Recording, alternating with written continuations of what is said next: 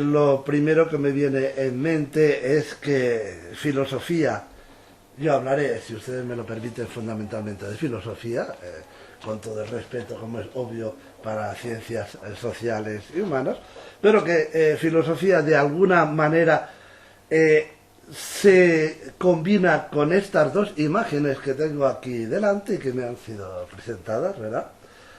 Una, como ven ustedes, es el basamento férreo, bueno, más bien pétreo, rectilíneo, macizo, gracias al cual, elevado sobre una basa y un toro, a su vez, es posible levantar las columnas del saber. Por lo tanto, la filosofía como fundamento de las ciencias,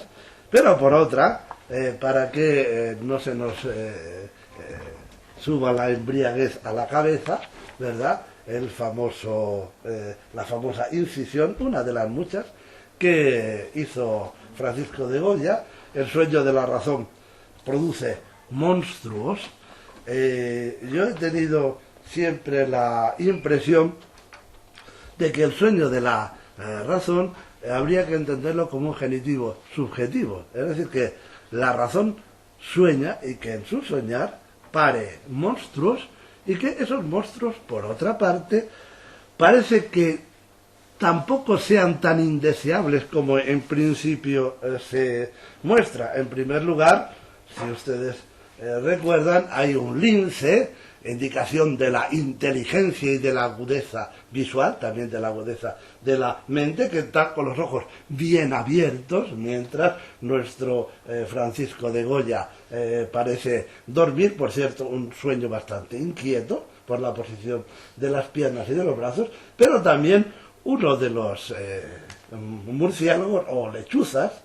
le alcanza los útiles de pintar, además del buril, a nuestro pintor, lo cual implica también la idea de la inspiratio o de la theia manía, de la incubatio, y nos muestra, por lo tanto, algo también inquietante y deseable para la filosofía, a saber, su cercanía con la religión, con lo trascendente, con lo emotivo, es decir, con aquello que mueve al hombre a establecer algo que vaya más allá del orden establecido y que nos recuerda también el destino de la propia filosofía hoy, al menos en España,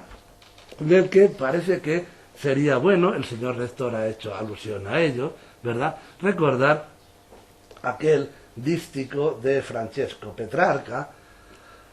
Siempre se cita el primer verso, povera e nuda vai, filosofía, pero se olvida el segundo, dice la turba al vil guadaño intesa. No voy a decir, porque soy funcionario del Estado además, ¿no?, que la turba sea el actual gobierno y que esté exclusivamente interesado en el vil guadaño, es decir, en la vil ganancia. Pero sí es cierto que resulta extraño verse escindido, por así decir, del alma mater, y nunca mejor dicho, ¿verdad?, de la madre nutricia, que era la educación. Uno entendía que la formación integral del individuo era justamente la cuestión central de la filosofía, y ahora se encuentra con que velis nolis, más bien nolis, pero qué hacer, se ha pasado a las universidades y por tanto también a las letras y a la filosofía, a un ministerio llamado de ciencia e innovación. Por cierto, no de ciencia e investigación, que quizá habría tenido su sentido. Recordemos que investigar viene del verbo invenio, encontrar, pero encontrar tentativamente, solamente aquello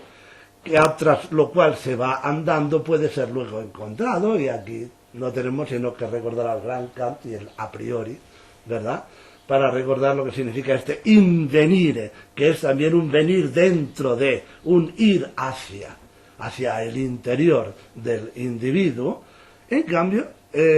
recordando también, si queremos ser generosos, una rama bien interesante de la filosofía española de los siglos XVII y XVIII, los novatores, ¿verdad? Pero no estoy seguro si se ha tomado en este sentido. Se ha volcado el nuevo Ministerio en Ciencia e Innovación, con lo cual, puesto que todos recordamos que se llama Investigación, Desarrollo e Innovación, parece que la idea es acostar decididamente la educación superior al ramo industrial, comercial, es decir, al ramo empresarial. Si la filosofía antes ha sido una ancilla teologiae en la Edad Media, y después, sobre todo en el siglo XIX, algo así como una ancilla del Estado.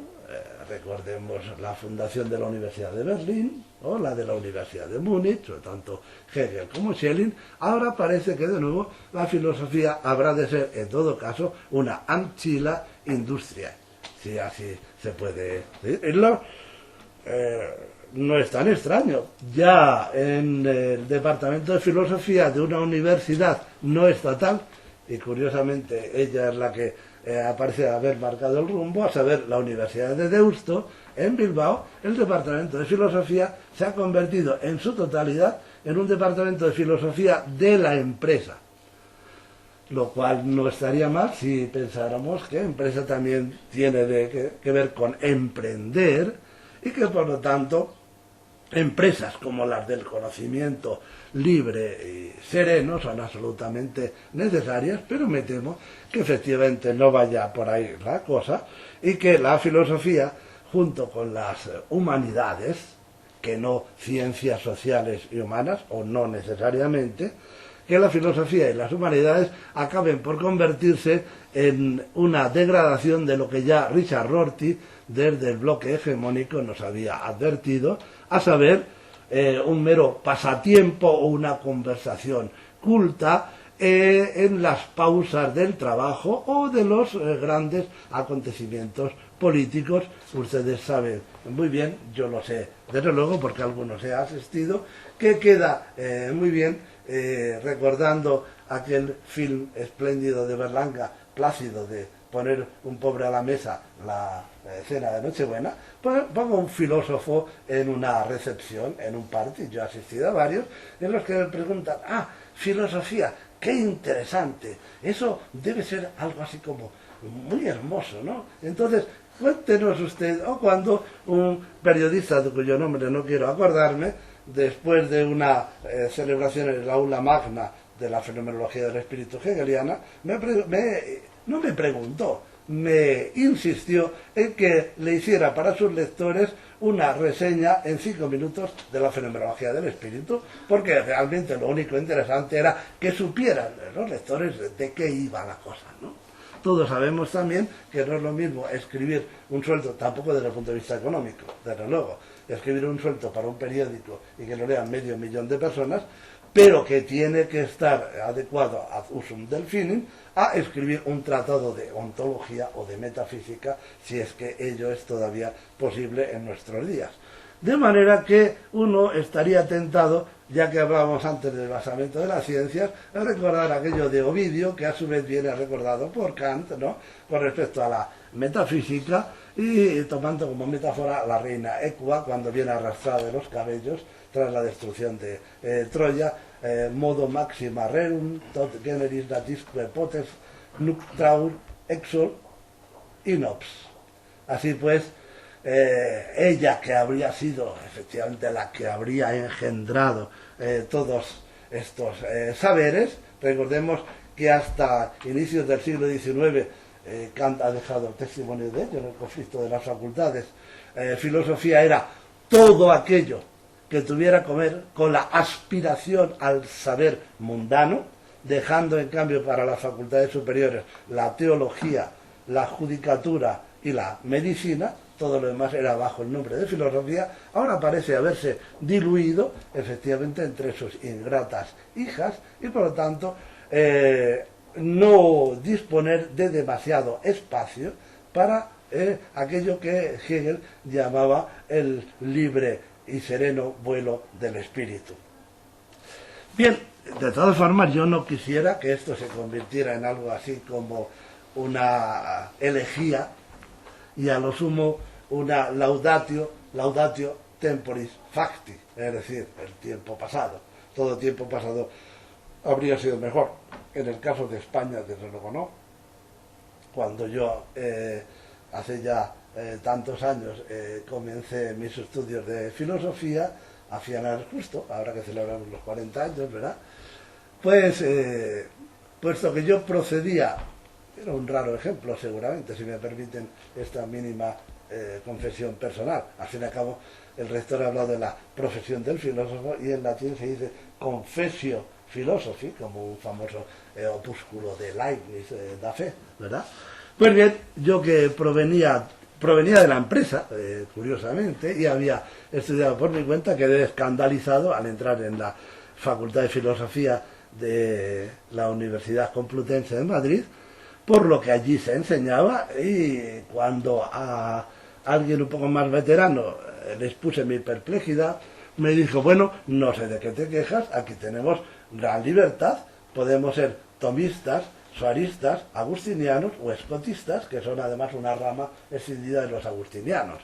Por lo tanto, bueno, parecía que existía gran libertad de pensamiento. Como ven ustedes, en la España franquista, la ancilla teologie y la ancilla del Estado se habían unido para suministrar una ideología. Alguno de mis profesores fue rector de la Universidad Complutense y otro vicerrector, que mostraba claramente el interés, un interés ya para nosotros en todos los sentidos reaccionario, completamente pasado, para el cual no siento la menor nostalgia, por mantener algo así como el espectro de una filosofía perennis. Todo eso ha desaparecido hoy y se nos pide, en cambio, que hablemos de las líneas de investigación filosófica en España. Bueno, aquí ocurre una cosa verdaderamente extraña, si ustedes me permiten de nuevo la mínima confesión. A saber, cuando un profesor de filosofía, no quiero hablar de un filósofo, un mero profesor de filosofía, es invitado a hablar en lugares abiertos, laicos diríamos, liberales, como puedan ser círculos culturales, cajas de ahorros, eventos varios, constata con cierto asombro el interés creciente y pujante por la filosofía. Cuando uno